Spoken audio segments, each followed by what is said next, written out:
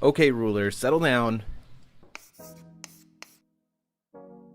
Ruler School is brought to you by Odyssey Games, where you can go to get pre-orders of all the upcoming Force of Will sets, as well as releases of previous sets after they come out, as well as fowlibrary.com, a wonderful resource for deck lists, article discussions, and more. Check them out at fowlibrary.com, as well as these amazing patrons. Special thanks to guest lecturer member Vite Ramen. Thank you for your support. Class is in session. Gnarly, I assume. Hey there, everybody! Welcome back after another long week of Force of Will, and some drama and some competitiveness and some trying to stop a house from burning down. To the Office Hours, your favorite ever live Force of Will podcast featuring myself, DMO73. And I'm joined tonight. I was joined by Paul last week. Paul can't make it this week, so this week I'm joined by just Mike Rance. Mike, it's good to have you back, buddy. Hello, guys. This is Paul Reisman. It's me. I am Paul. Mike Rance Interesting. is no longer here. Interesting. Well, Paul, good to have you here. Do you want to do Thanks, some Jeremy. housekeeping? I'll see you later. Yeah, it's perfect. Do you want to do some housekeeping as we get started here? If you like what we do and wanting to consider support the channel, consider clicking that join button right down below and becoming a member here on the channel. Gets you access to all kinds of cool stuff like the emotes, helps us unlock new emotes, gets you perks like being able to have us on the channel deck doctor for you or play private tutoring games with us to get practiced or anything else like that, plus cool merch that gets sent to you if you decide to support us that way. It's like a Twitch subscription, but through YouTube. So we appreciate it. Or if you're not, just glad that you're here. And if you don't want to join as a member, just consider clicking that like and subscribe button. It's always helpful. And click the bell, obviously, because it's the ways to feed the algorithm and get Force of Will here at Ruler School into more people's feeds. So, with that, I do want to also say that if you haven't already, as we go through these spoilers, if these spoilers get you hyped, you haven't already gotten your pre-orders up, check out Odyssey Games. They have pre-orders up for sets, pre-release kits, and starter decks available for Game of Gods available right now, and then they'll get shipped to you by release day, so check that out. Whew. Okay, so we're talking about Game of Gods. Last time we talked about the kind of mechanics that were introduced, being force resonance, ordering, and here Tails and Villains. And we saw both the starter deck versions of Nyarlathotep and Odin. But now we're talking about not starter deck stuff. We're talking about main set stuff. And so with that, we're going to jump right in with the Order of Chaos. This is the Nyarlathotep from the set. Keep in mind their front sides are exactly the same, so we're just talking about the order. So the order the benefit that she gives on this side is that she gives the ordered card +2/+2 and swiftness, whereas the starter deck one gave +X/+X, where X was the number of magic stones you control. So, Mike, first thoughts, two questions. One, what do you think about this Gnarly? And two, what do you think about the fact that we have these two different Gnarly? Well, for this Gnarly, so I'm still kind of getting used to the whole order system right now. It's still something that's very much like, it's going to take a little bit for me, just Sure. knowing I've been so indoctrinated into the J Ruler school of thought. So it just makes a lot of sense. But no, I'm really liking the fact that, she could just kind of give something swiftness that she goes into her ordered side. It's just very interesting from like just an aggro deck perspective. A long time ago we saw Persia give things swiftness basically for free. So this time around, obviously to pay for the judgment cost. But the biggest thing is that, oh wait, no, her resolution order is 0. Never mind, I'm stupid. So it's basically like we're getting the whole but yeah. Yeah, basically the whole thing is that, like, having an ordered card get swiftness basically for free when it comes down. Effects like any effect that has, when this card deals damage triggers are going to be massively important the way they were. I'm feeling a Prisia-esque aggro deck on the horizon. I don't know yet, but I feel like there's something that could be pretty tempo, mid-range kind of deal there. Yeah, definitely. So, this does feel. This card is. This does feel to me like we've kind of slipped out of seeing like progressive aggro being a deck for a bit. It's been more like bursty finish aggro. Things like Carlina Asmodeus slamming out tokens, or Violet, or Faria, where it's just kind of like slam all my value at one turn, because if I don't, you have the removal to answer it, and I'm not going to be able to kill you. Like that kind of aggro.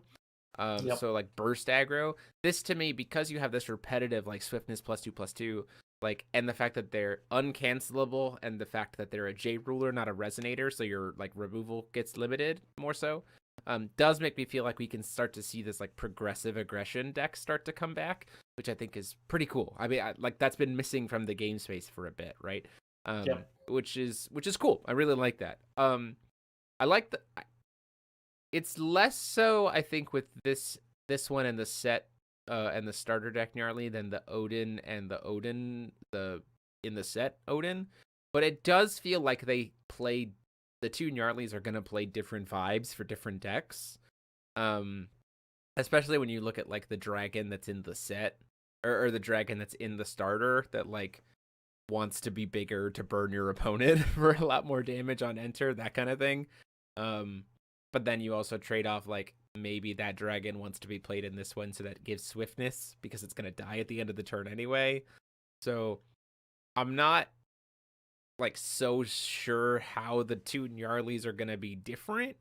Yeah, I don't know if it's just like not on It's not, the image Facebook itself page. hasn't been Yeah. foiled. It was put on the like breakdown about what ordering is. So the other Oh, okay. the other one just bug.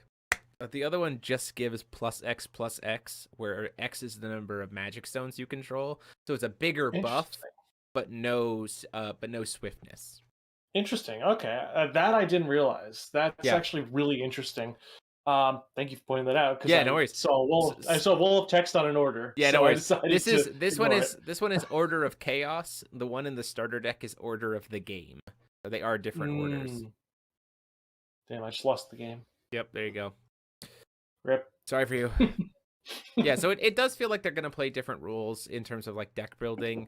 That is really cool, actually, Yeah. because I thought, like I was just gonna get a starter deck and then happen to open up two of the same ruler and just happen to take up space. But and that's the other thing the that's fact that nice they're two about it different too. ones is cool. Yeah, that's the other thing that has it too. And it's also nice that they're not like one's not a weaker version than the other. They're like they're two very distinctive like takes on a Gnarly. So that means that like I feel like it feels more like the way that Variant was made, but just like not quite as like. I would put it as like a tamer Alice Valkyrie, Alice Saint of Healing approach. That's actually a really good way. Like it's a tamer version of that, right? Is it the same name on the front side? Actually, it is the same name on the front. Oh, that's kind of cute. So okay. it is. So I'm it actually is more into that. So it is like, Alice. Some of the people's favorite rulers of all time to just like goof around with were Pandora with her two different sides, and Alice. Love Pandora of Dark. Alice siding into Pandora of Light. The Alice swap, right? So this is those two rulers in those kinds of original pairings were like insanely drastically different post flip. These ones, because they're so repeatable, it makes sense that they're not like so insanely different, but they do different things, right? And so I really like that. It also makes buying a starter deck not feel as bad when you're going to be buying boxes, because you know that the ruler that's in your starter is not going to be something that you're going to be able to pull out of the set. So pulling a Gnarly out of your box when you've already bought the Gnarly in the starter doesn't feel bad because they're different. So that's great. Exactly. You just get different options. It's just like pretty much having just like, I don't know, I love the mind games of those same face, different backside rulers. So yeah, it's kind of cute that they're like starting off the cluster with that. Yeah, I'm excited to see what that comes out. Yeah, I hope they keep revisiting that, because that'd be so cool. Toby, so orders inside the main deck, or are they pseudo side A?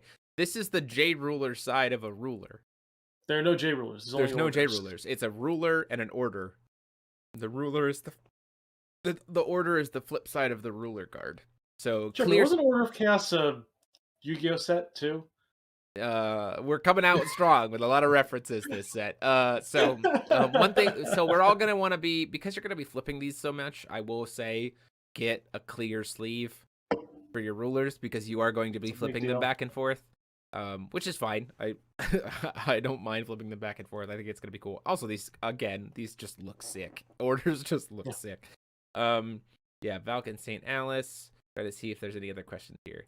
Gnarly seems a lot better, but the Forced Resonance cards will balance that probably. Yeah, we'll have to see exactly what comes out of like all the different cards that Gnarly will gain additional text for to see kind of if a more control where you like have a big boy like will matter more. So we'll have to see what comes Big out of that. thickums. Big boy. Actually, a big thing is that if you're playing a pretty aggressive red deck, the chance that you just have things that have natural swiftness is really high. That's so also you too. just go Yeah, to that's the bigger also one. yeah, that's also the thing too, right? If there's an advantage to maybe you just want to play this one because you don't need to worry about swiftness, right? So it's very interesting. So next up we have our first Marvel rare, Red Riding Hood, the Crimson Wolf. So she is a Tails 2/5. Whenever damage is dealt to your opponent, this card gains +2/+2 until end of turn. Pay 1 red to destroy target damaged J/Resonator. And then Resonance Fire Magic Stone. Resonance. That's right, boys. Resonance. We're bringing the Resonance bike. We're saving Resonance back. This card deals 200. So we're continuing the trend of rehashing an old mechanic that was just text tied to cards and actually making a mechanic out of it. So like, cool. I'm for it. Because you can't tell me outside of Priscia that Resonance was an actual mechanic. It was just like, hey, my cards actually kind of sometimes do things when I call stone. That's it. Listen, man, I had a good time playing the Alhamad Turbo Judgment using the Grizz Ballista to get all the stones into play. So when a Resonance Fire Magic Stone hits the field, this card deals 200 damage to your opponent and each J/Resonator your opponent controls. So keep that in mind. That's a Resonance Fire Magic Stone is going to suddenly give her +2/+2, right? And then Revolution, so if she's ordered, she gains the enter effect of put the top 2 cards of your Magic Stone deck into the field rested. They gained at the next end of turn, put these cards at the bottom of its owner's Magic Stone deck. So this is the kind of boost to Resonance idea, is this thing that cards are going to cheat in stones by themselves or like off of an effect, but it's not going to be a stone that you could use. It's just going to trigger Resonance and then go back into the deck later. That's crazy cool. Like just as a way to flush out the Resonance mechanic. I like that a lot. I like that it specifically says Fire Magic Stone, so like get ready to play basics because we're losing dual stones. Mm-hmm. So get ready to play. Oh, you know what I'm really excited for? What? This whole Resonance thing with a certain ruler that lets you tap, sack a stone, put a stone into play, so you can get extra Resonance triggers with your Grizz Ballista to rotate Resonance. the things around. Ooh, Resonance Grizz Ballista. Mike, Now are we're you using? thinking. Now we're. I mean, my list. Milo's Grizz Ballista. Milo's dropped this thing turn 1. I'm already interested. Well, yeah. Pay attention, said Jeremy. I'm already interested. Good stuff. Very cool card. I think it's a really good indicator of kind of what we anticipate to see out of red. I imagine it'll start to be, cards that get resonance triggers, cards that do this, put stuff into play, putting stones into play. So like even just off the Marvel, we can see kind of a flushing out of what Nyarlathotep's going to do, and I think it's occupying a space that we haven't seen in a bit. That's going to be a lot of fun to goof around with. So I'm very excited. Mike, any last thoughts on Red Riding Hood? It's just cool, man. Heck really yeah, dude. I'm really glad Resonance is back. This is I'm very excited. Is one of my favorite mechanics of all time. So 20 Magic Stones. Let's play some 20 Magic Stone decks. Oh, baby. 20 basic fires. This is a fairy tale too. I'm going to put this into so many Grim decks. That's and I'm going to play Mono Red Grim. Oh, yes. Gross. And it's an odd card. It's odd costed. Are we bringing back Oddgrow? Are we bringing back Oddgrow Grim? Jeremy, I think it's time to bring back Oddgrow Grim. I think it's back time to bring back Oddgrow. I'm for it. I'm here for it. So next up we have Loki, Master of Trickery. Oh, it is important to note that all of the rulers are tricolor, which has zero implications outside of the fact that they get a 3-color energized because we're losing Ataracti more. Who was the one who predicted the tricolor rulers again? Sorry, what was that? I would say that it's you, and I would also say that Paul thinks we're getting tri-stones, and I don't think that's going to happen. But we'll have to see. Paul's idea, though. So we have Loki, Master of Trickery. The main things to know about the front side is that the Force Command is for the text of Trickery. and she's a villain's ruler, so you can't use tails. At least at first, because it's Loki, and Loki likes to break the game. So, flip side, we have the Order of Trickery. Still has that thing, and the only ability it has is pay 0, destroy target ordered card. Play this ability only once per turn. So it's the anti-order order, which is very interesting, but it doesn't say ordered card your opponent controls.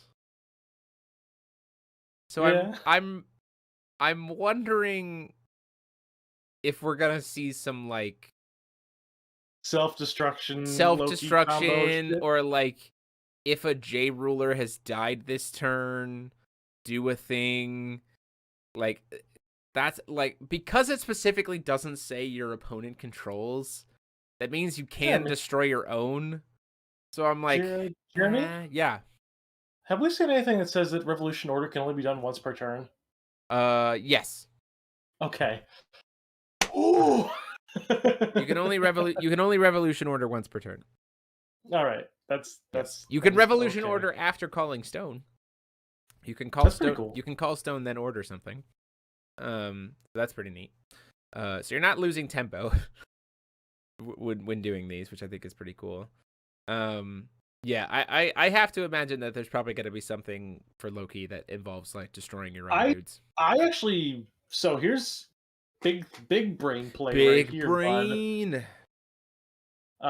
Let's talk about the fact that the OG Mikage had a bunch of stuff that gained extra effects when they got destroyed. So you Revolution Order something, and then you sack the thing with your effect for Revolution Order, and you trigger that, which makes Loki worse than Tier 0 Mikage. Back to you, Toby. We're bringing it back. So let's talk about Marvel. We get to see all 5 Marvel rares tonight. So we're going to talk about Garm Held. So 2 blue and 1. The boy. 2 blue and 1. Resonator. God. 8/8. Villain. Remove this card from your graveyard from the game. Produce 1 blue. Spend this will only to play cards named Garm Held. So a Garm Held that is destroyed will pay for the next Garm Held. When revolutionized, this card enters the field, you may reveal a Resonator with tails you own from outside the game and remove it from the game. If you do, this card enters the field as a copy of the card removed this way. So, there's a card that we're going to see later that has me confused with Garm Held. So, Garm Held is ordered, right? But he enters the field as the Resonator, as a copy of the card removed. But is the card removed, like, is that person still ordered? Like, that's the weirdness here. And I'll say that because of a card that we're going to see later. Because ordered Resonators become J-rulers and not Resonators. So you'll see something a little bit later that has me a little bit confused. So I put that question to the wind that we'll come back to. But give me your thoughts on Garm Held here, Mike. I like it. I think it's very cool. I think it's very fitting to the theming of Loki. This idea of like, here are the rules. I'm going to cheat. Like, oh no, he's hot. Yeah. No, I really like this version of Garm Held. I've always liked the Garm Held cards. Just because, like, they always do something interesting with Will that Blue doesn't normally get to do. Yeah. And this one is, obviously no exception. It just, to pay for himself. I wish you just could, pay for it and let them use it on everything, but it's fine. If they're going to future-proof everything, they're going to future-proof a blue card instead of a green card. Oops, haha, Force of Will. Anyway. No, I really like this concept of just kind of like toying around with this rule, playing around with the idea that like if you have a restriction in your main deck, it doesn't affect the side deck, which I've always thought was really sick. Yeah. Like, yeah, for sure. In terms of just like stuff that's basically just like you can only have this, you can only have that, you can't have more than this, you can't have more than that. It's like, all right, cool. Well, that only applies over here. Let's just hang out over here in sideboard land. Yeah, and it feels like this weird kind of like mixing of Book of Light, Book of Dark, like being able, like, why not both, right? Yeah. Where like my main deck is villains, but like there are some pretty sweet Tails cards potentially that I want to use, and so I'll just play Loki, and then I can have a way to play both. Like I think that's pretty cool. Like that's very flavorful. And it's a cool design space. And like you said, like Yep. not having the restrictions on side deck is very fun. My only caveat to this guy is that he doesn't have quick cast, which means that like your pool of what you're trying to get Tails resonators gets like shrunken potentially, because there are definitely going to be Tails resonators that are better at because they have quick cast, and only really usable because they have quick cast. But like it's a caveat, but I'm still okay with it, because I think if this guy had quick cast, you'd be like, okay, stop. Like it really is an instant speed Book of Light, and I don't need that in my life. So let's talk about Kaguya. She's next. Well, first before that, Sure. I want to talk about one very interesting part about Garm Held. Let's do it. If they print a big Tails card, I'm talking like massive. Whoa. Chunky boy. Ah, that's an 8 cost. That's an 8 cost Tails. I think I will pay 3 for it. It's too expensive by 4 standards. It's fine. But he's the chunky boy. Big Chungus. Okay, so let's talk about Kaguya. So Kaguya on the front side, Kaguya, god of cats and might and the moon, looking spicy artwork wise. By the way, I just love this artwork. The 12 kimonos, all the animals, it's great. I love it. White, blue, green. Can't believe she's wearing all of them. Force command for moon, and then we flip over to Order of the Moon. You get an enter effect of put Wind Moon Edition token into the field. It's an addition token. That's interesting. So it's a 0 cost. The ordered card gains +X in flying, where X is the number of additions you control. So progressively bigger as it goes throughout the game, which is very in tune with Kaguya's theming. The more additions she has, the more screwed you are. It's how Kaguya decks have. It's literally the theme of Kaguya decks from Grim 1 to now. So this is very in character. But she just also makes them herself. The fact that she gives flying is a little silly. Kind of nuts. But honestly. But I mean, again, we have so much like good removal that it's like, okay, I'm not like, again, at the beginning it's a +1 and flying, but then like in the later games you're like, oh shit, she's gonna add +8 every to everything and flying. But that's what Kaguya has always done, right? Kaguya has always been a late game ruler where like eventually she just has these big bodies that you can't answer, and then you're like, unfortunate. Large boys. So in theme, really like it, really dig it. Feels very different from the other ones in the set. Feels different from things that we've seen in a bit. I'm for it. Yeah, I do really like the fact that like she enters and gives you the moon, and then you're giving the buff. So every time that you revolution something, you just keep getting like she not only her like I feel like she's gonna obviously have support throughout this set that's gonna do this.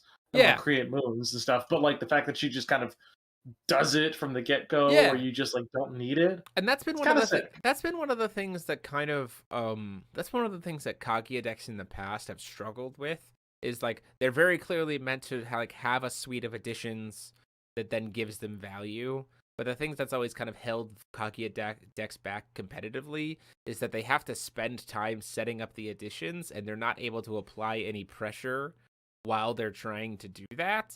Like they can't multitask, and so that lack of ability to multitask has kind of like kept Kaguya decks at a really weird tempo position where they never quite feel comfortable. But this is great. This is like a great take on that, right? Because she can just play the game and then just be progressively generating this passive addition advantage, which then leads to a late game like being able to control and steal games, which I think is great. I think it's a cool evolution on her theming as a ruler from throughout time. It definitely feels very in brand. Yes. And on brand with Kaguya's whole shtick over the years, and even like the Marvel Rare Feasing that got rotted. Yeah, which we'll talk about in a second. Yeah. But it all feels very much like in theming with every single card that Kaguya's ever been printed on. Ever just printed. Kind of conglomerates into one big, even the DBV one, because there's a cancel involved, but that's fine. You're not wrong. So yeah, I agree. This feels like the like truly the final pinnacle peak form of Kaguya, right? Everything I that really she's hope we start moving on to new characters. I after this. agree. I agree. I'll second that wholeheartedly. But it does feel like this is kind of her final point, and it's a good kind of summarization and encapsulation of everything Kaguya has been up to this point as a card, as a character, as a ruler, which is very cool. So let's talk about Feasing.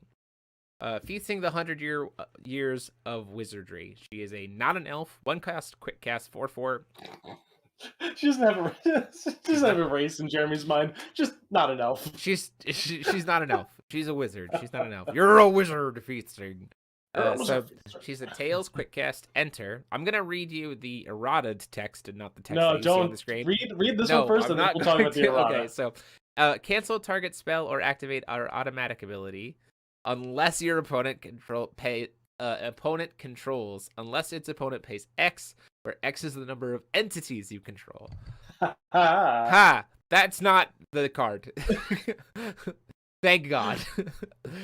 It was confirmed. It was confirmed that unfortunately there was a error in the file that was sent to the translators, and that this was not the original intent to be sent to them. Hence why every translation had this, but they within 24 hours realized this. And I will give credence to the community that, like, I think the voice of the community really pointing out the concern about this card really helped to like expedite realizing the mistake.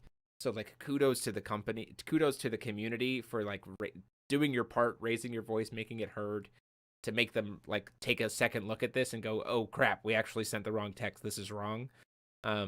So kudos to them, kudos for the company for making the change, making the players aware that they needed to make the change, and making the announced change so quickly. Obviously we would have hoped this didn't happen, but the fix was quick. Like, we're still a month out from the set, and we know that this isn't what it is going to be. So, good for them.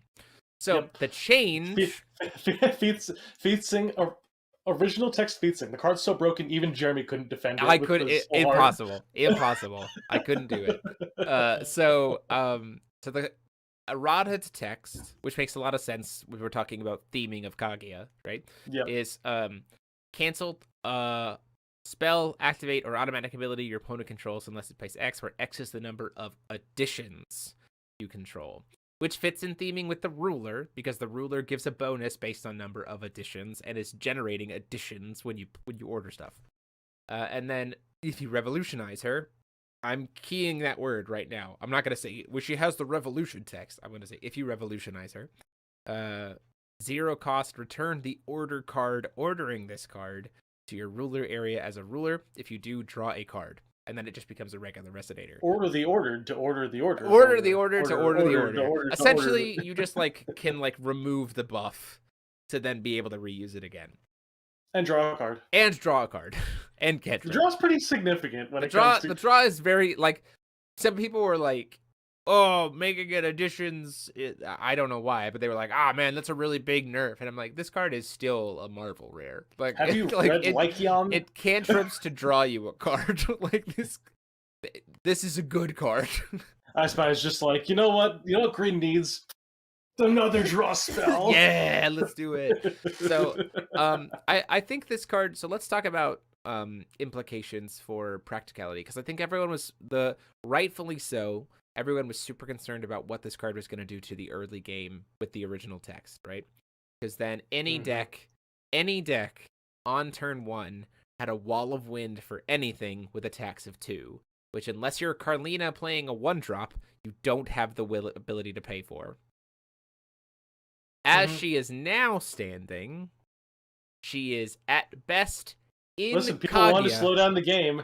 That's how you do it. She is at best in Kaguya a Wall of Wind on 1. And I have said it before, and I will say it again. I honestly think that Wall of Wind is infinitely easier to play around nowadays than it ever was back when it was first printed. The existence of Energize makes Wall of Wind something to punish greed, but doesn't really hurt smart play, right? Any more than like Welser does right now in a 6-Sage deck. And people have already started adjusting to be able to not make Welser as punishing as he is on 1, right? So honestly. I think this card is good. I think it's well deserving of being a Marvel. I think it has splashability outside of Kaguya. Talk about Isis Moons and Wanderer. You talk about Wolfgang 2, baby. Wolfgang 2, right? Suddenly being able to go We talk back. about every deck. Remember how Feasing Mujjar took up a bunch of the top 8? We got Lycion in those decks, bud. Suddenly Lycion decks have another cancel for some reason. Even the simplest thing in the world, the Carlina turn 1 Magic Stone Research Institute play puts an addition on the board. You best believe this is going into Hungry Box, dude. Like this is big time. Like this is going into Hungry Box. Probably it's just a one of, but like it just replaces Prideful Mage, and I'm fine with it. Like this just goes into. Hey Jimmy, remember when you said you were never going to use the term Hungry Box? You know what? Look, I've been playing it. I've been consistently winning with it. I'm here. I'm here for it. We're in. It's Hungry Box. It's the easiest lobster at me. It's the easiest way to describe it at this point. So yeah, I think this card is. I mean, it's well deserving. Yo, okay, go ahead. So the realest idea for Hungry Box now. So we're gonna Magic Stone Research Institute turn 1. Mm-hmm. Get the 6-stage stone because we're a good player. Correct. We're gonna untap the Carlina. Next Sure. turn, you go Floating Isle. They can only play 1 card a turn. Then you have two additions for the Feasing 100 Years of Witchery. Let's go! Oh, that's so gross, but I'm for it. It is. I'm for it. Okay, moving on from that. No, so like this card is very much deserving of being a Marvel. I'm very glad that it got fixed super quick. I think that it is, as it stands right now, it is a strong card that I'm kind of really excited for what Kaguya decks are going to be able to do in the meta to like stifle some early game automatic and activate abilities. Like I'm actually more interested in that than I am the cancel a spell. Like I'm excited to have something like that back, but it's play aroundable. Unlike Lorite, which was just like a freestyle. I know it is now. Welcome. So I'm excited for it. I think it'll be cool. I definitely don't think that with the current wording of it, I think that it does not make Kaguya like the only deck you can play. Like I think it just means like if I'm playing against Kaguya, this is something I know I'm going to have to fight it through. Which is fine. Like I'm totally fine with that. With the errata, and by errata I mean how the card was originally designed. How it was initially intended, yeah. The intended version. As just as Sakurai intended. I think the biggest thing I really like, this feels like it goes back to the original Marvel Rare design space. Like it's not more needed. It's not needed for anything. It's not like a 4-of for anything but the deck that it was designed for. But it has some splashability outside of it. Exactly. Yes. It makes you think a little bit more about where you can play it, but you have one clear like, okay, I've got 4 of this. I've got my Kaguya. This seems like a good fit. Let's try this out. I would say Little Red is also very similar to that. I don't think it's the same for Garm Held. Garm Held feels very pigeonholed. Kind of almost like he feels like similar to the Lenneth Dark Priestess, in terms of that one. Yep, which is so I agree with you. This Feasing feels a little bit more like I would say, I'm trying to think of which one it was closest to. Probably the Origin of the Seven Lands. This one feels more of the Origins of the Seven Lands. A little bit to me, just because it's like every deck can use it. I would say more like Schrodinger. I would say more like Schrodinger because I think decks were getting pretty creative. Yeah, I forgot that Schrodinger was a Marvel. Yeah, I think people were getting a little bit more creative with Schrodinger than Origins, because Schrodinger came out for Dark Alice, but then oops, Sigurd's also here. Yeah, and so you also saw people doing other things with like Magna was using it for like infinite turn applications. Like, stuff like that. So this feels very much in the same vein of like a Schrodinger. So I think that's a good point. Which is fine. Like that's cool. Let's keep doing Marvels like that. I'm for it. So we got Odin. We've already seen him. He does Force Command of Faith. This version he is green, black, white. His order is the 3 best colors in Forceful, so I'm very excited for this thing to be top tier. He is the Order of Faith. And he says, search your deck for a light card, put it into your graveyard. If you do, shuffle your deck. And the ordered card gains +X, where X is the total cost of the card. This is the Reanimator version of Odin, especially since we have the 3-cost Reanimate spell that if you're playing as Odin, can't be chased and goes back to your hand at resolution. So, big boy white reanimator. Large boy. Which I'm fine with. That feels very different than the +2/+2 Pierce from the Odin from the starter deck. Like, that one feels more of like I want to get aggressive. This feels like I'm going to set up enter effects, setup. Almost kind of feels like if we have, well, going off of what we have coming up next, feels like we might be starting to go into like a stun reanimator. So I'd be interesting to see what other kind of like bodies that what they do while they're on board and how we can kind of lock opponents out potentially, which I think is very, very cool. So let's go into our Marvel Rare. Got Misty. Good old Misty. Mistletoe, the Dark Sword Saint. 1-drop white. Wanderer. Shout out to all my Adelbert players. 4/4. Building an Adelbert deck for Wanderer this week. This also, I will also say that this means that there's a very real potential for a Mistletoe ruler after this cluster, because Wanderers end up being rulers a lot. Yo. So like a Misty ruler, like I'm for it. I'd be okay with it. Anyway. So she's a villain with Pierce. Non-will activate abilities of other J/resonators cannot be played. Remember Tsukuyomi Noble? This is her now. Field yet? But it's both sides. Yeah. And if you've revolutionized her, she takes no damage, ever. She recovers at the end of each one of your turns. And you can discard a card to put X +1/+1 counters on her, where X is the total cost, and then draw a card. Play this ability only during your turn and only once per turn. As a standalone stun character that has Pierce, naturally, this card is dope. This card is very cool. Yeah, I think this card is very cool. So one thing to note, Toby. Let's print Gary, and next hit, let's print an answer to that answer that we had the answer to. Yeah, if this card hits board under current ruling, you can't use Gary in hand. Unless the Garyon cancels it. But you can't, because it's being ordered. Oh.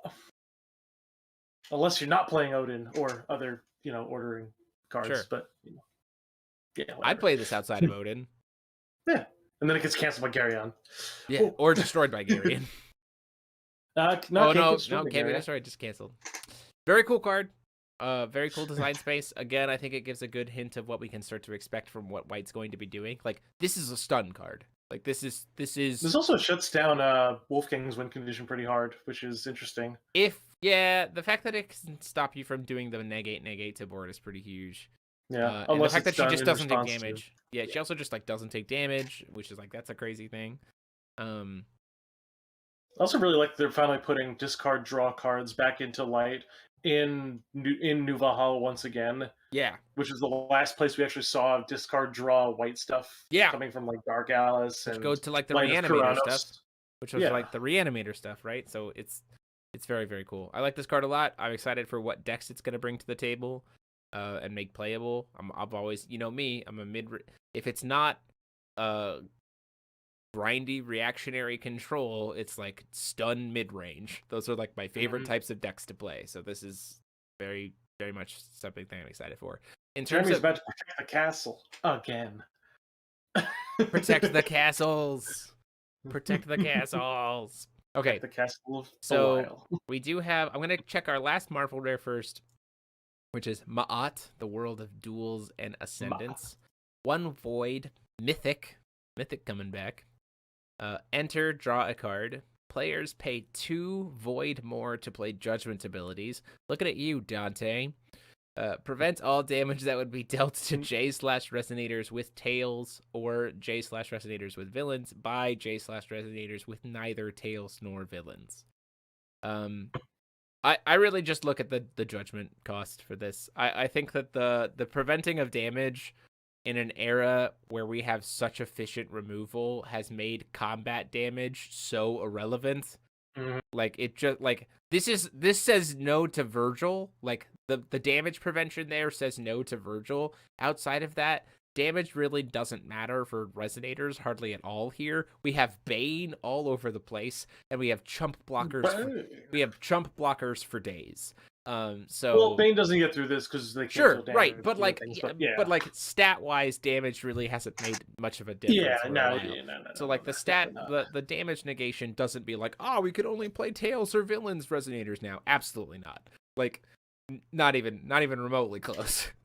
Yep. The biggest part here is that it's this is a, like, I look at this card and I go, ah, Virgil, like anti-Virgil card. The fact that, you know, Dante can't judgment on 1, you know, 4/1 anymore. Belial has to pay 4 to put those tokens into board. You know, there are some applications here for sure. Or like, you know, people trying to play like the silly 0 like Violet. I mean, Violet's gonna have Aegis, sure, but like still gonna say if you don't have an Aegis, you're gonna have to pay 4 to flip that Violet. Like that's a piece. This can really hurt Wolfgang too, and Big time. Wolfgang has been, you know, very comfortably trying to flip early to try to set up some good plays, and making Wolfgang pay 4 means that he It has also to. stops the Feasing judgment for the cancel.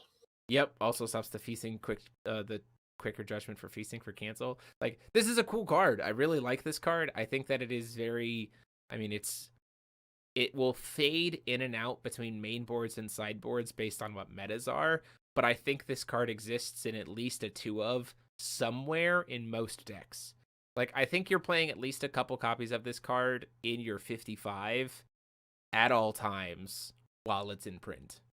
This card also reminds me a lot of, say, like the early days of Barrier of Shadows, where like people were doing like very heavy judgment focused decks, Yeah, and very heavy Regalia focused decks, and people were just like, all right, cool, slap this in from the sideboard. This is just yeah, a Barrier of Shadows that draws a card yeah. for the current state of the game, and it's like, okay, Yeah, I like it. neat. I like this I card like a that. lot. I think this card's a cool design space. Like, to see kind of, like you said, that taxing on judgment kind of reintroduced.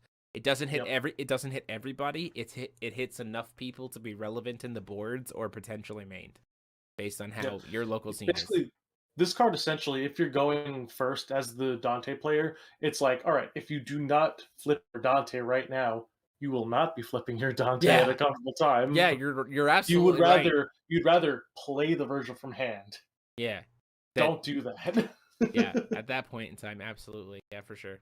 This is one of those reasons where, like, Dante players might want to try to go first, because, like, which they haven't. Like, right, we're in a meta right now where getting the coin in most matchups is pretty good. Yeah. But like against this card, Dante's like, no, I'll go first. I would like to get a Virgil, please. I'll take that. So next up we have This Means War. 2 red, 1 void, quick cast chance that says you may pay this card without paying its cost if it's the first spell this game. Draw 2 cards, reveal any number of cards with tails from your hand. This card deals 200 damage multiplied by the number of cards with tails revealed this way to target player or J/Resonator. So, 4 damage maximum. Draw 2 cards, potentially free. If not free, costs 3. You're approaching me? This is also a Yu-Gi-Oh reference and a JoJo reference. The art is definitely JoJo, and the flavor text is, it's time to, let the game of gods begin, from Nyarlathotep. Nyarlathotep actually exists in a realm where Yu-Gi-Oh does in fact exist, Yeah. and is played as a life or death situation. Yeah, so so yeah, this is, I like this card. I'm glad it only is free as the first spell per turn. Yeah, I remember when you were telling me about this card. I was first reading this as your first spell this turn, and which would have been disgusting. Which would have been gross. I'm glad someone pointed out that I can't read, and pointed out that it says first card this game. I think that there are decks that will play it. I think that there's almost kind of a situation. It feels like a card that you just like play as your 41st card. Where you're just like, as long as you have a way to get rid of it, you're just like, it's fine. If it's dead card, it's a dead draw. But like those games where you just happen to see it in your opener, you're just like, ha. Especially since you can cast it going, like, if you're going first or second, you can cast it before your opponent has that draw trigger for their draw for first turn, even though they don't get a draw. So you can just be like, I'm going second. I'm already a card up on you. Before you have the draw trigger on your first turn, I'm gonna cast this real quick when you can't interact, draw 2 more cards, and just like be even more up. Like the fact that that's possible. I'm gonna put this in Miles Mushstart. I'm gonna drop the biggest rabbit you've ever seen in your goddamn life, and it's gonna slap. Yeah, I think this card is Huge. I think this card is very cool. I definitely think that it's good enough that I think you can play it as a 41st in pretty much anything, provided you have like some draw power. But I also think the decks that are fast enough are just going to play 4 of this and hope that they win the game before they draw into the other copies. Like, it's a very viable strategy, just kind of like fish for this thing. Absolutely. It's also discard fodder if you find enough of it. It's just like, if you're going into the long control game, people used to, like Ryan in Worlds 2019, just drop Trows at the end of every turn. Just like, all right, cool, you floated a bunch of mana. I'm going to capitalize on that. And it's like, okay. Yeah, for sure. It's free. It's a cool card. I like it. I like it a lot. Next up we have, speaking of Nyarlathotep, we got 4 more cards to get through today. We have Phantasmal Scarlet, 1 black. Target J/Resonator loses all abilities until end of turn, then destroy it. Or it's Resonator of Chaos, so if you're playing it as Gnarly, it becomes quick cast, and you can banish a Darkness Magic Stone rather than pay this card's cost. Very weird to see Darkness Magic Stone when she wants to be playing Fire. Makes me wonder if there's going to be something for her to have cards be treated with different names, or like different typing. Or the famed Paul thinking that we're getting tricolor. Not getting tricolor stones. It's not gonna happen. Stop trying to make tricolor stones happen. Stop trying to make tricolor stones happen. Look. I couldn't defend old Feasing. Don't make me have to not defend tricolor stone. I can't take it. My heart can't take it. I think this card's very cool. I like the limited removal. It has applications. I mean, it's essentially a Heteroclite Excalibur outside of Gnarly and a quick cast Heteroclite Excalibur in Gnarly. I think Heteroclite is still a card that I would play today if it was in New Frontiers. So you're giving me one that I don't have to pay cost from and gets around Eternal.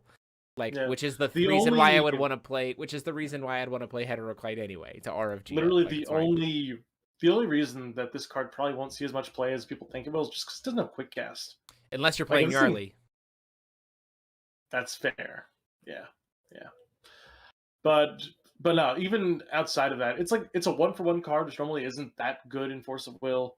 But it's a 1-for-1 card that gets around a lot of tricky situations. Like in Wanderer, I'm sorry to say this, Jeremy, this hits Lilia's Petal so hard. Oh God, yes. Yeah. Think Blazer was good? Yeah. Yeah, no. God. Like, no thank you. Hefty, no thank you. You have to play Whimsically Refuge in your Fox decks now. Yeah, no thanks. I'll pass. I'll pass on that. But so, ISM. Yeah, are you talking about the fact that I don't think tricolor stones are happening? I'm specifically talking about the idea of a tricolor stone that counts as that specific typing, like the dual stones do. Let's get 3 resonance triggers on my stone that comes into so play. like because the dual stones as printed count as a darkness basic magic stone and a wind basic magic stone, or a fire basic magic stone and a water basic magic stone. They count towards those triple resonance, right? I don't think tricolor stone should be a thing in general unless they are supremely restricted to just these rulers. Like, you could tell me that there's a Gnarly stone that's like a fire, it's treated as a fire magic stone, or if you're playing as Nyarlathotep, it can produce multiple colors and is treated as both. Like, sure, okay, I will concede that point, right? But don't give me a blanket, like, free tricolor stone that also counts as those typing of stones. Great point, which then lets me bring up my, further clarification about what I mean. If they told me there was a stone that was a tricolor stone only if you're playing Gnarly, I'd be like, okay, I can see that. That's fine. She's a tricolor ruler. I get it. Yeah, that's fine. So next up we have Magic Cylinder. Shield? Cylinder. Calamity Shield. Clan Shield. 1 white, 1 red. Quick cast, choose 1. If damage would be dealt to you this turn, it's dealt to your opponent instead. If damage would be dealt to target J/Resonator you control, it's dealt to your opponent instead. or if damage would be dealt by target spell or ability with a single target this turn, it's dealt to your opponent instead. And if you're playing as Gnarly and you have a J Ruler with tails out, so you've ordered Gnarly, you can pay 1 red for this instead. The anti-burn card. For it. No you. Yeah, no you. It's Magic Cylinder. It's just Magic Cylinder. Just like but it costs 2, which is why it's not great.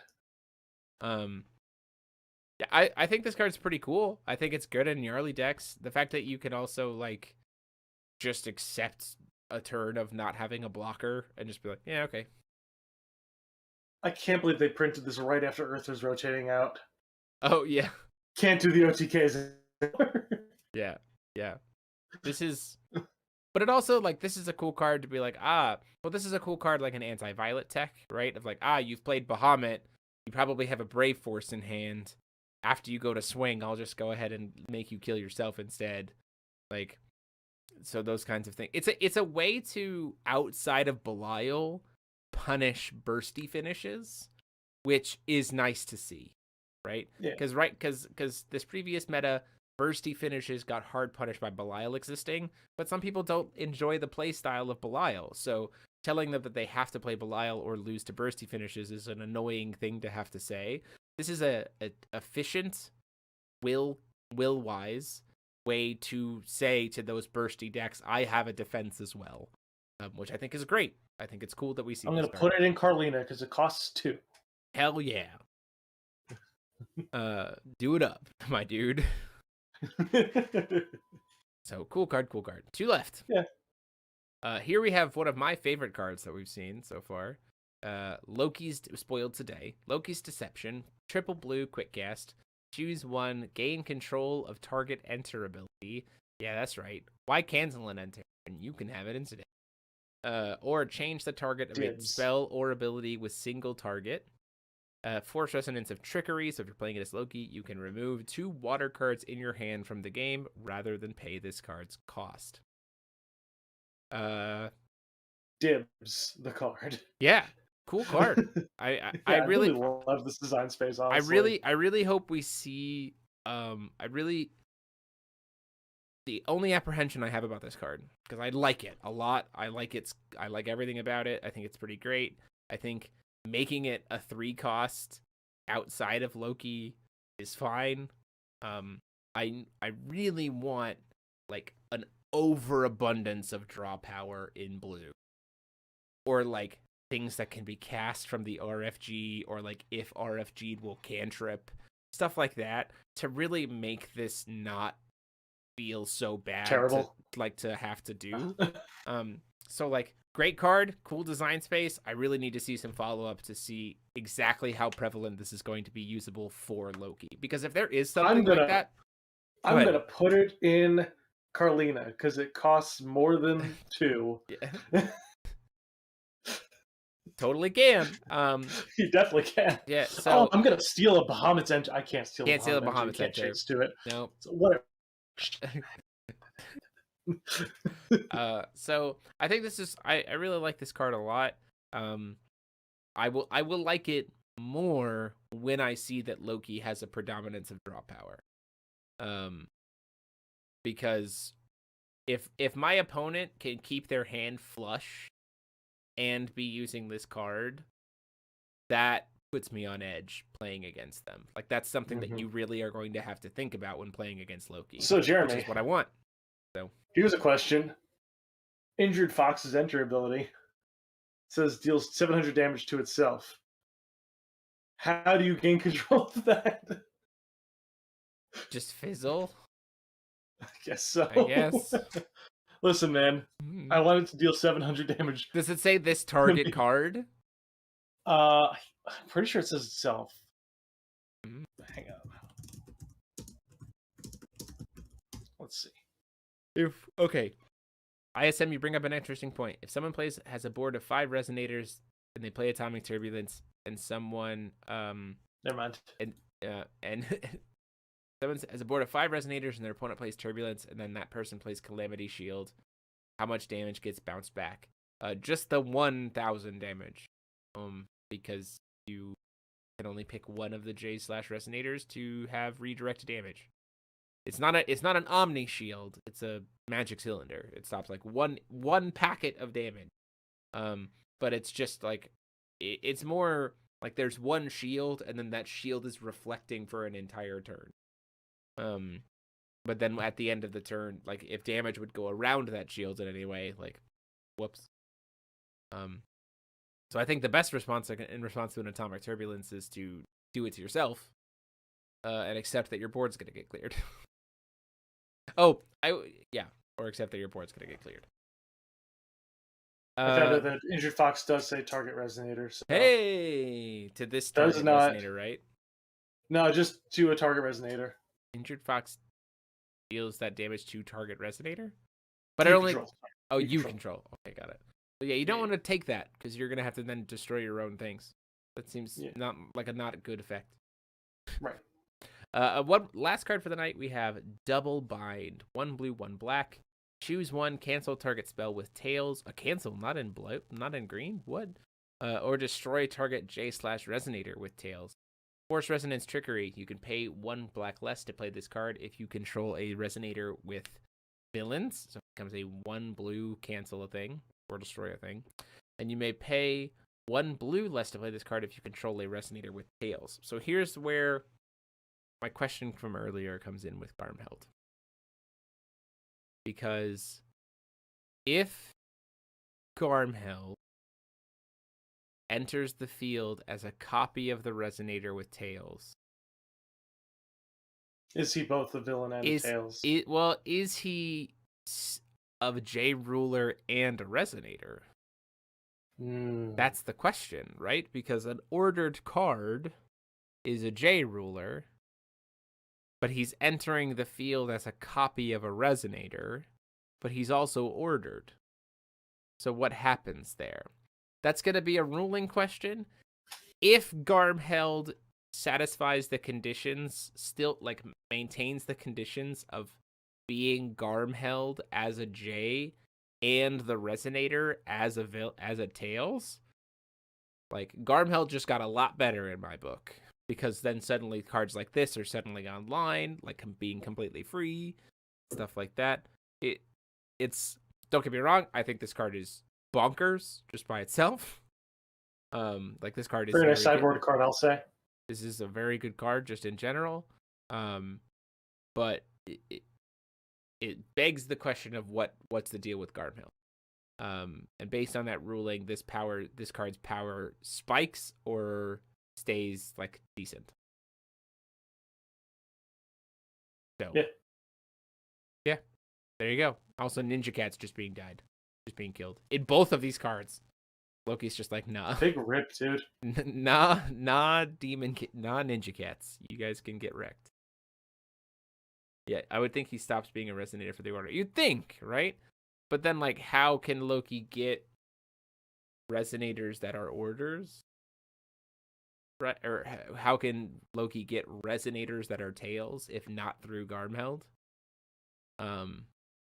Because you reveal, right? So the card that you're revealing stays revealed outside the game. It's not in the RFG. It's revealed outside of game. So you can't like reanimate it to suddenly have both. So we got to figure out what's going on there. I'm sure there probably will be a Q&A document about how Garm Held interacts with this card. Yeah. Because cards are confusing. And this is they certainly are. And this is a confusing point. But like this is a real Vampire at 989. Hey guys, just got here. Any news on any new Fallen Angel rulers? Or if not, any predictions on support for the 6 partner rulers we got in the 7th? I personally hope Virgil becomes a new ruler. No. Is the answer. We're leaving the cluster. Saga cluster ended. With this set is moving into a new cluster, so we're going into a new realm. Which usually means... Well, technically, it is a bit of a jumping off point because... Yeah, it is a jumping off point. Like, we're launching into a new thing, but, like, we're going from the demonic realm to a completely different realm. So But Satan was in New Valhalla, which means maybe... Yeah, but Satan left New Valhalla to go to the demonic world to deal with whatever was going on. with Faria and the crew. So it seems unlikely that the fallen angels are wanderers, and if they were going to make an appearance in this cluster, they'd have to be wanderers, which seems unlikely. So I would say probably not. They probably are getting, in terms of direct intentional support, they probably aren't going to get any more. That being said, applicable cards. I think we've already seen cards in just these few days. There's a bunch of cards that cost 3, and those are really good in Carlina. There are certainly like cards that I think can have applications outside of order rulers, so that it'll come down to that, like how generic are they to the point that you'd want to play them, or like, you know, how strong are they without being tied to their order abilities, which we still have a lot of cards left to see, so we'll have to see there. Good question though. Let's see, Yo-Yo Y, maybe it's supposed to say J/Resonator. Very correct. Absolutely could say that. Still brings up the question of, can Garm Held satisfy both just by himself? 1337 Ninjas makes me kind of happy this game is still around, even if nobody plays it where I live. Hey, guess what? Now's a really good time to try to get people back in, because starter decks are coming next month. You can actually pre-order them right now through Odyssey Games. Check them out. You can literally make a deck for like $10. Yeah, you can just buy a 15-card starter deck, and it's relevant and illegal for 2 years, and it will be great. It's going to be really great. So maybe try to get people back in. Be sure to try to join our Discord community. We have a Discord of Ruler School. You can check Play in the out. OLS. Play in the OLS, which is an online series. You can also just get connected to other players, and maybe there are some players in your area and you haven't figured that out. Maybe there are players playing and you didn't even know about it. So get connected. Tell people in your community that they're big stupid nerds and only sexy people play Force of Will. Aw, thanks. So right, all of you in the chat. Every single one of you in the chat. Let's get some Shayla love in the chat. Here, I'll give you some Shayla love. And give some Kiki's, because Kiki's my love language. So overall, as we get through this this end of this first set of spoilers, I'm loving this set. I think this set has some very cool design space. Looking at the marvels, we've usually been able to like base our predictions and like concern or apprehension about a set purely based on, and we've been pretty accurate, based on the marvels plus the rulers. And at this point, we've gone through the marvels plus the rulers, and I don't really have apprehension for this set. I have excitement. Like, I think that the biggest thing is that we're gonna have to see what the implication of the loss of dual stones does in terms of how much it milds out tag. I think that's the big question on everybody's mind, is how much the loss of dual stones will mild out tag. And so that'll be interesting to see. But in terms of what this set is bringing to the table, it has me excited. Mike just decided to leave. Appreciate that as we goes down. Yeah, there's a Discord. There's a Discord link in the video description right now. You can click to join our Ruler School Discord, and we talk about it every day. People are very active there and jam games online and all kinds of fun stuff. So consider checking that out. Ninjas. Also, big facts, ninjas. If you really miss R&R, let me tell you about the deck that just recently won a GP. That's basically RR on crack. I would say it's a different. Tell me. I don't disagree. No, listen. I don't disagree. I don't disagree. I think that it's on crack. It's just like, I don't know. I think I actually do just have to agree. But I will say this. I will say here's how it's different than RR. Is that RR, simply by existing, was a better ruler for any deck that any ruler was trying to play. It was just like, this is the deck you're trying to play, RR will make it better. And I do not believe that is the case with Feasing. Right? That's true. I will say that is the big difference. I think Feasing mechanically is RR in a new world, but I also think that there are decks that Feathmooge does not benefit what they're trying to do. And another difference between the two of them that I will definitely want to point out. Reflect Refrain equals 1 ruler. Feathmooge equals 2 rulers. 2 is greater than 1, Also, which means yeah, there you go. Also, deck's there just you go. better. There you go, for sure. So I'm very excited for what this set is bringing. I'm excited to talk about another set of spoilers. Do want to say a few things. This week is going to be a little bit quiet here on the channel. These first few weeks of November are going to be a little bit weird. I'm going on vacation next week for a bit. So next week we'll have another round. We're going to take this whole... There's not going to be any other videos probably for the rest of this week. We'll be back next week with more spoilers. We might try to do a live stream of learning to play alternate souls on Wednesday. We got our stuff in for, as you saw the video, so we might be trying to play some games live to kind of like goof around with it. So maybe tune in for that. And then next week we will have another round of the recap of the spoilers and a feature match, but probably not deck profiles. We'll have to kind of take a week to catch up on that. And then we will have a week with nothing. We will have a purely quiet week here on the channel because I will still be on vacation. Silence leading us up to pre-release weekend, which will be very exciting. Yeah, I'm excited for that. That pre-release is going to be great. I can't wait to see what our new potential draft ruler is to make orders work. Hopefully it's just like a generic, like doesn't really even give a buff when ordered, just lets you use Revolution text. We'll have to see. It's going to have Divinity 7. for not having runes. Great. Well, thank you all so much for joining us. 13 Elite Ninjas, I'm glad that you found us. Also Vampire 989, thanks for joining us here tonight. I haven't seen you in chat before. Great to have you here. If you guys like what we do and again want to consider supporting us, a couple things you could do: click that like and subscribe button, feed the YouTube algorithm. Consider joining the channel as a member. You can click that little join button down below. Don't forget to smash that like button. Yeah, don't do that. You can just click that little join button. It's essentially a Twitch subscription, but it's the YouTube's version of it. And of course, check out our Discord and get those pre-orders in with Odyssey Games. What are you doing if you haven't gotten those pre-orders in? You got product waiting for you.